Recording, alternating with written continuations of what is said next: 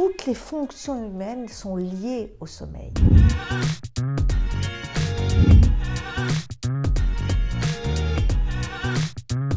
Je dirais oui et non. C'est vrai dans la mesure où c'est comme un rituel. 1, 2, 3, hop, on va sombrer dans les bras de Morphée, peut-être au bout de 10-20 minutes. Mais en même temps, ça capte notre attention. Et donc ça maintient un hyper-éveil.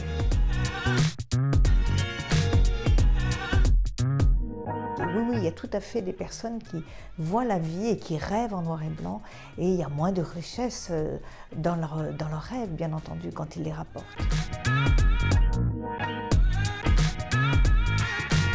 C'est tout à fait faux. Il faut comprendre que le rêve arrive en fin de nuit.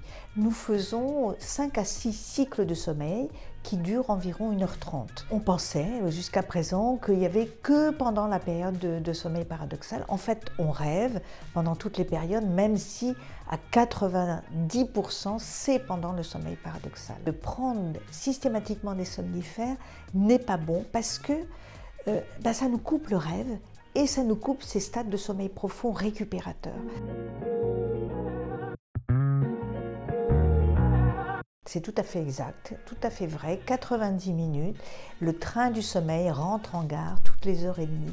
Et il ne faut pas le louper. C'est vrai, c'est pour ça qu'on dit la nuit porte conseil. Beaucoup de mathématiciens se sont réveillés et ont vite couché sur le papier une expérience à réaliser.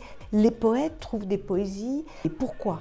Parce que lorsqu'on en rêve, on va complètement désinhiber notre lobe frontal, qui est le lobe qui va nous contraindre dans la journée.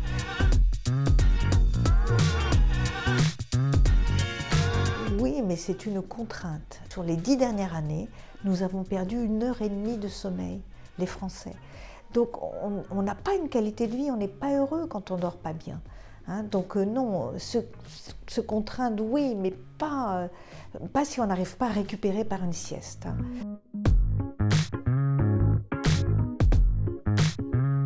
C'est vrai et faux. C'est-à-dire qu'ils nuisent si c'est 1h30 de sieste. Un cycle entier de sommeil, ça c'est pas possible. Vous êtes complètement vaseux après.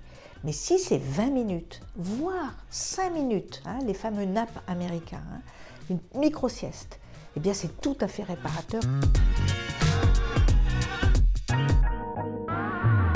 Non, ce sont des micro-réveils, tout le monde en a. Mais quand j'ai des personnes âgées qui me disent « Ah, je ne dors pas de la nuit, j'ai vu toutes les heures », oui, elles ont vu toutes les heures, mais elles se sont rendormies. Le sommeil est extrêmement important pour notre cerveau, mais aussi pour notre corps. C'est pas pour rien que les bébés dorment 22 heures sur 24. Toutes les fonctions humaines sont liées au sommeil. Donc on a absolument besoin, à la fois pour son équilibre physique, les maladies cardiovasculaires, la prévention de ces maladies, le diabète, la dépression, l'anxiété. On a absolument besoin d'un sommeil de bonne qualité.